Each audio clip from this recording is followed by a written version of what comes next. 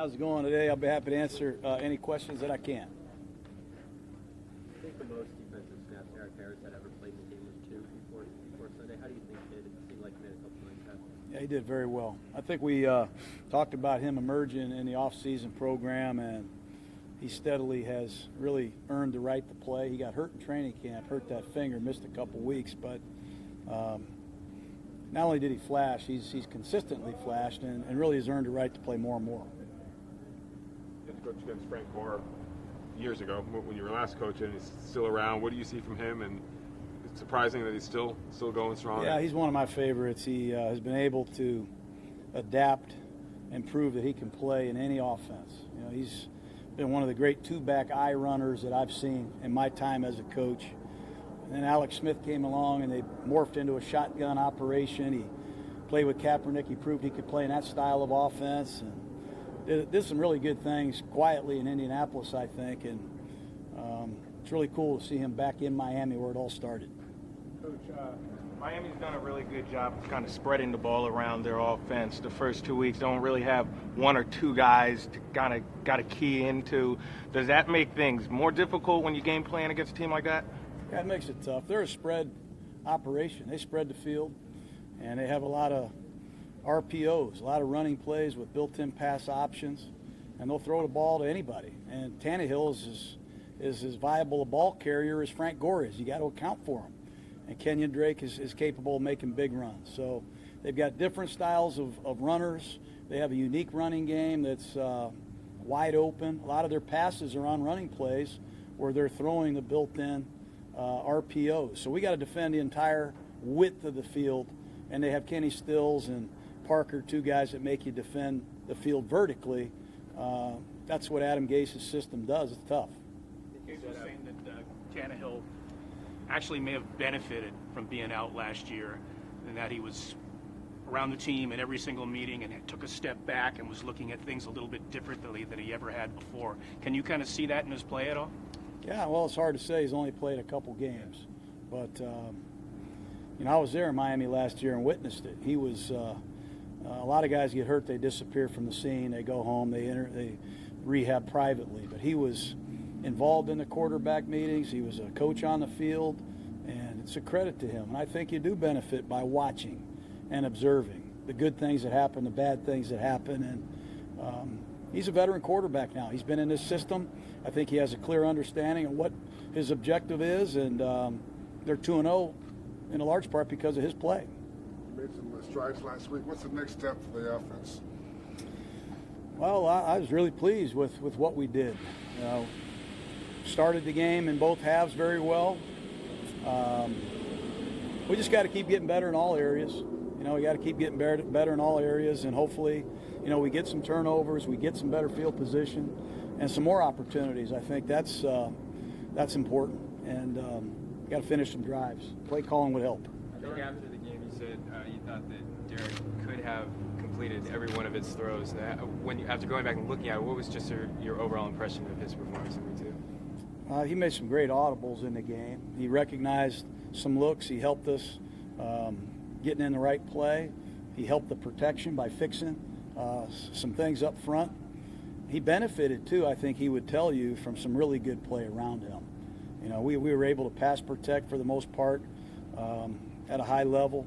Guys ran great routes. Amari was outstanding in the game. And the combination of Derek's, performing at a high level and those around him, I think. And we ran the ball and stayed in some third down and regular situations. We weren't 2nd and 20. We didn't have a lot of penalties and behind in the chains against a team like that in the noise. Through a couple of weeks, he has gotten the ball out very quickly, and a lot of the attempts have been fairly close to the line of scrimmage. Is that what you wanted to see so far? And do you see that opening up as the season goes on? Well, I just want to be productive when we throw it. I think Cook averaged 20 yards a catch in the first game. Throwing the ball on time and accurate is a big part of winning football. We hope to get more big chunk plays. We're making an attempt to do that, and I think you'll see some more of that hopefully as the year unfolds. Between Derek's adjustments pre-snap and protection and also the quick release, how much is Derek, in some sense, his best protection when it comes to staying upright? I think if you go around the league, I don't have the official stats, but a lot of balls are complete, within 10 to 12 yards of the line of scrimmage. And the great quarterbacks protect themselves as much as some of the protection protects them. They don't hold the ball a significant amount of time. They have a feel for pressure. They avoid the catastrophic plays. And he's got a good feel back there for pressure. He's got a good feel for when to let it go and when to hold on to it. And that comes with playing experience. The pass rush was better in week two, but I'm sure you feel like you can generate more. How much of that do you think you can do with scheme, and how much is guys just, becoming more comfortable in Paul's system? I think it's a combination of those two things. Honestly, we're hoping we can get the opponent behind in the down and distance. You can ask any team in the league when you have a number of opportunities at bats when it's 2nd and 12 or 3rd and 11 or 3rd and 8. That certainly helps. But blitzing could be a part of it. Winning your one-on-ones is a big part of it. We just got to do it collectively, coaching and playing, and hopefully we're much better in Miami. Paul didn't blitz much in Cincinnati, at least not last year. Do you want him to, stick to the system that he brought here? And I guess the other part is, do you have good blitzers here if I think called so. upon? I think, you do what you have to do with the personnel you have to win a game. And there were years in Cincinnati when Mike Zimmer was there, they blitzed more than they did in other seasons. When you have Dunlap and you have Geno Atkins and others, sometimes you don't have to blitz. You can mix coverages. And sometimes the illusion of pressure, making the other quarterback thinking you're blitzing and not blitzing, is good. We were able to get Denver in some 7-man protections and just 3-man routes. We just got to do a better job collectively no matter how we get off the field. You guys faced some good pass rushers first 2 weeks. What kind of challenge are Quinn and Wake on the outside? Well, Wake has a history of being a troublesome guy, but I think a great free agent acquisition, or a trade they made, I should say, was Quinn.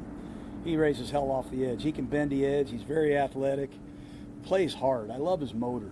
And it's hard to do in Miami where that heat is what it is. He's given them a lot of high-effort rushes, down in and down out. I really like the addition of Quinn. And, they've emerged, I think. They've got some young linebackers from Ohio State that are playing well.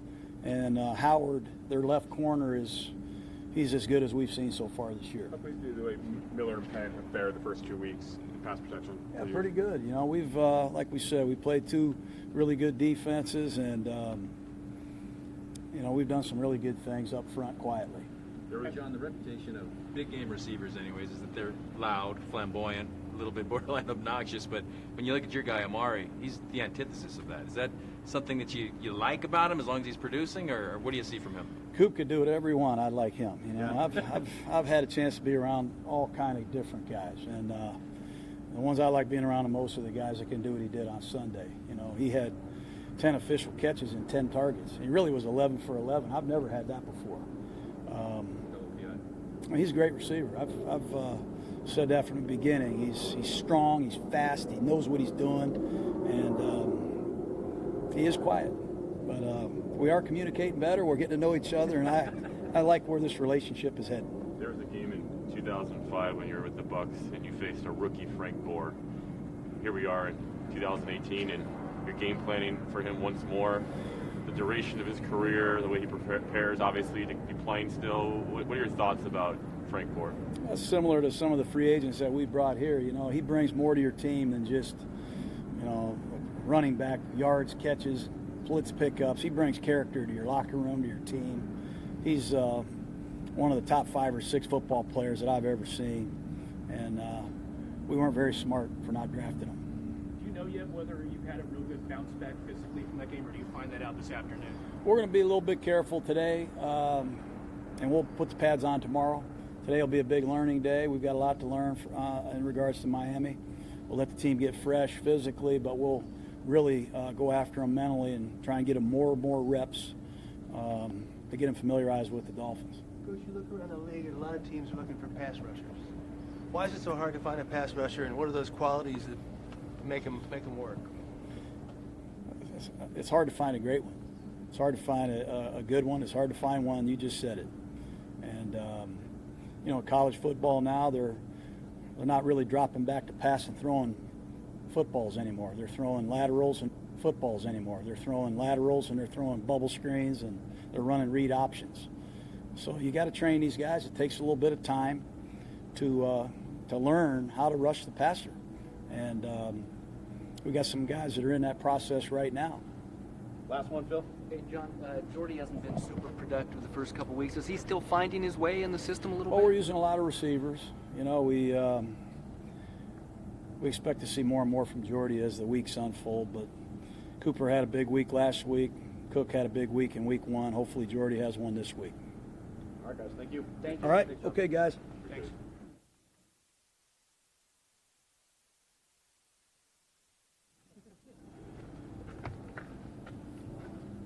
All right, guys. Derek Carr. As you went back and sort of throw by throw for 29 for 32, did you still see things on there that could have done better? Yeah, always. You know, it does. that never fails, right?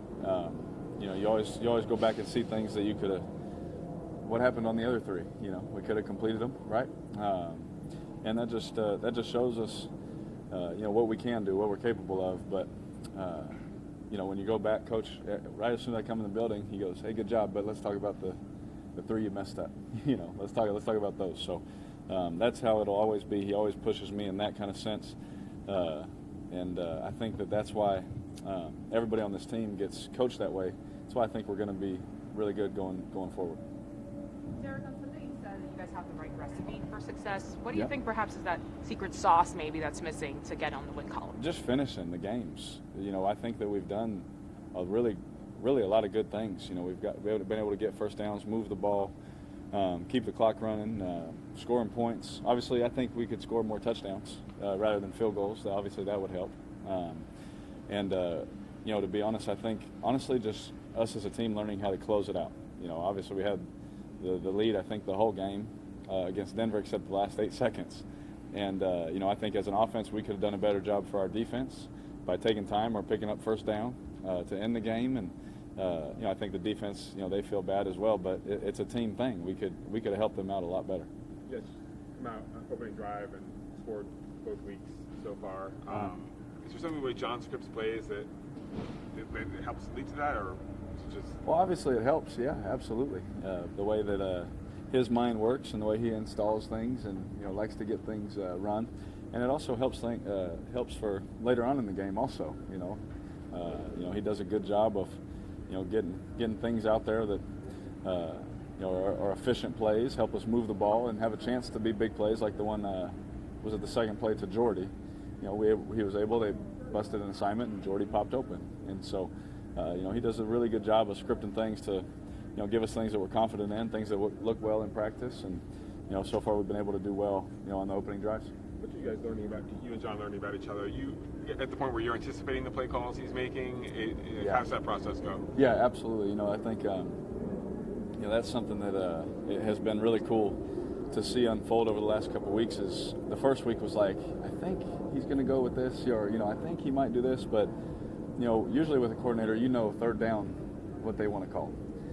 With him, it's really first, second, and third down. I know what he wants to do. You know, I'm thinking the same way he is, and that has a lot to do with the way that he trains the quarterback, right? He wants us to think the same way that he does, and if he calls a play, I know why he's calling it. If they give us another look, I know what play he wants me to get to, and he doesn't even have to say it, you know, those kind of things. So, you know, so far we're building that, and it's going to take time to continue to build that, but you know, it's kind of cool to be able to already be thinking what he's thinking before it even comes out. John wants so much, wants efficiency, you know, Yes. and complete passes and down and distance and chains. And Yep. is that something that is always your first priority, or do you think as you grow in this system you'll take more shots? Or are you taking as many shots as you need to take now? Well, I think we ended up with about 8 play actions on the day against Denver, and that's a lot with the kind of rush that they have. You know, you play action, you're holding the ball a long time, the rush is coming, and so. Trust me, I know that from experience, right? And so to stay on schedule, you know, you hear coaches say that all the time. Well, you do have shot plays that sometimes you have to check them down. You get 6 yards. Well, 3rd and 4 is a lot better than 3rd and 10 for a missed shot, right? The coverage has changed, the pressure has changed, the scheme changes, the personnel changes. All those things that people don't think about change. And we have certain plays that we like versus certain looks that sometimes it's, hey, get us in this manageable situation. We like these calls in this grouping, you know, those kind of things too. So I mean, I could go on for hours about that kind of stuff, but you know, I think that taking 8 play action shots against Denver was pretty aggressive, and we were able to do some good things against them. Play action wasn't a big part of the offense last year. Yeah. John, I was a big part of his offense. What does that do for an offense, and what, in terms of you, in terms of like footwork and ball plays and things like that? What's the process been like getting comfortable with that? Yeah, obviously it's different, right? For me, because we didn't do a lot of stuff from under center, play action stuff, and so I honestly think it not only helps the pass game. Obviously, you get linebackers to cheat up, and you get to hit them over the head like we did, with Coop a couple of times, and those sorts of things. But I think it helps the running game also, because if they are worried about the play action shot now, they're going to be a little softer to fit the run. And so you just play that game really, and it's been fun to learn that kind of offense, because in college I was spread shotgun, came here, it wasn't a lot of play action stuff, right? And so just learning that kind of football has been kind of fun and intriguing. And obviously, some of the best teams that can do both, it really helps them move the ball really well. It was obviously earlier in the week. But what do you know initially about the Miami Dolphins? What kind of problems do they create and whatnot? Oh, I know a lot about them. If today's Wednesday, so if I didn't know about them, we'd be in trouble. We obviously know about their edge rushers. They got good run stuffers in the middle. They got young linebackers. Kiko is the vet in that group, who I've played against. They got good corners, very athletic, sticky corners. I don't think number 25 gets enough credit, to be honest with you. He's one of the better corners in the whole league, and he does not get enough credit for that. He's a very, very good player. And obviously we know about, I know TJ, he's a Valley guy. I know TJ real well. Good at covering, good at hitting, good in the box, fitting the run. And obviously Jones, number 20, he's a Pro Bowl player, can do everything. Played against him before, and I think he's a real special talent. So I know quite a bit about him. They got a young guy that plays nickel for him, and they got a good couple of guys that come off the bench that have played good football in the NFL also. They got some guys that I've actually have played against a little bit, and have notes on those guys. So they got a good personnel, and their scheme is difficult. They bring a lot of different looks, a lot of different things. Different pressures, different coverages. They try and make things look some way and play something else out of them. That's kind of been fun for me, because this coordinator kind of thinks the way that I do. Sometimes, sometimes I'll be watching and say, man, they can show that look and play this coverage, and he's the kind of guy that actually does it. They'll show this look and play something else. So it's a great challenge. He's very smart. So with all that talent in his brain, they're a really good defense. Derek, how different now is Amari as a receiver and as a person, I guess, than he was as a rookie? Oh man, obviously he talks more. He definitely talks more. Our communication during the game, I said this to a couple guys actually. I think our communication during that game was the best it's been since I've been here. Just adjustments, things that we thought were coming up.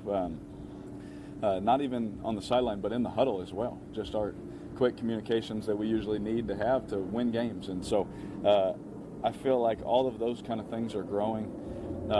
And I think that is probably the biggest difference. We know he's talented, but I think that those kind of things are the biggest difference that I noticed in just this first 2 games. That kind of like you guys are on the same page and you're thinking the same way, or that he's more vocal and telling you, hey, I see this, or I think I can do this? I mean, anything. Yeah, I tell him. Coop knows he can say anything to me. You're not going to hurt my feelings, man. Hey, man, I beat him on this route, just so you know. So next time we get to it, same look. Well, I know that he won, that kind of stuff. Or, hey, if they give us this coverage, run it with this release, or run it with this release, and then I'll put it here, or put it on this spot for you. And just talking that way and doing those things and then seeing it happen in the game, I think is what built that communication to even grow. Hey, man, if they play it like this, I'm throwing it like this. And just over time, we really worked on it, and it was growing and growing, but I think now is at a point where I think we're in a good spot of communicating during a game. Derek, when the offense is sort of clicking, especially like it did in the first half, and you yourself are in sort of the throwing rhythm that you were in for a lot of Sunday, how quickly do you know, like, as you're going up to the line, where you're going to go with the ball? Like, how quickly do you feel like you know where you're going to throw? That is a loaded question. There's a lot of times that you get certain fronts or coverages and hey, that's where the ball should go. But you still, after the snap, have to see. where the safeties are going, what techniques they're playing, and all the pressure, different things change for that. So, I mean, there's about 100 things that go through your mind in about half a second as soon as that ball snapped, you know what I mean? But, for the most part, schematically and, just percentage-wise, you kind of have a feel of where it should go, but after that, you still have to play. You got to react and be able to move off of that. But, I think most of the time you can have a clue, but a lot of times after the snap is really where you know for sure. To be a Two pain, more, guys. To be a pain in the butt and pick out one play. Please. If it's 3rd and 8, you guys got the ball, you throw short of the stakes, Martavis, they catch it, you wind up punting the ball. Yep. I think everybody, the announcers and people sitting on their couches are going, why did they throw short of the stake? What did you see, and was that the right call that they just made a play on? Yep. Or do you look at that and say, man, I should have done something else? Well, we were hot, so if I were to hold on to the ball, I would have fumbled it and got hit, and then the ball would have been a touchdown, and then you would ask me some different questions afterwards. So I'd much rather throw it the way that we planned it and do it that way. But, we were hot on the play. Obviously, when you call certain plays, there are certain things the defense can do to make you hot, and there's, it's just dang, they got us on that one, but we have answers for those things. And then it takes one because again, if you go back and see it, there's been times if that's a broken tackle, the game's over. So it's risky on their part.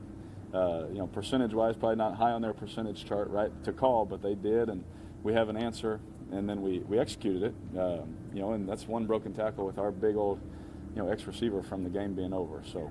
You punt it deep down and they hold them, nobody even asks. 100%. How good did it feel then, Derek? It seemed like it was quintessential you to just sit back, throw a fastball to Seth for that touchdown. Like you just looked comfortable, you just sat in the pocket, stepped into the throw. How good did that just feel? Well, yeah, I mean, especially in that kind of protection, it's a short edge, so the ball's got to get out. And so, it was it was awesome, man, to see Seth run the route exactly how it should be run and all those things. But I think that we've done that a lot of times, but I'm glad you asked about that one. Last one right here. I was praising you for your audibles. Can you talk a little about how you developed and maybe the difference between having Jon as a coach? Yeah, he's big on that. He's big on the quarterback making sure we don't run into bad looks or have bad protection calls or things like that, because the coaches can do so much, but obviously we know defenses are smart. They can change on the fly too. So just being able to check things, and if they gave us certain coverages, and just really with him, you have to have kind of a photographic memory, because he'll tell you something in April or May and say, hey, if we get this look, check to this. And so you gotta kind of be on it back in your notes all the time, just saying, if we ever do get that look, I got to be ready to check to this in that look. So we had a couple of times where we were able to do that, and it worked out. You actually helped a lot. The coverages and the protections and so forth.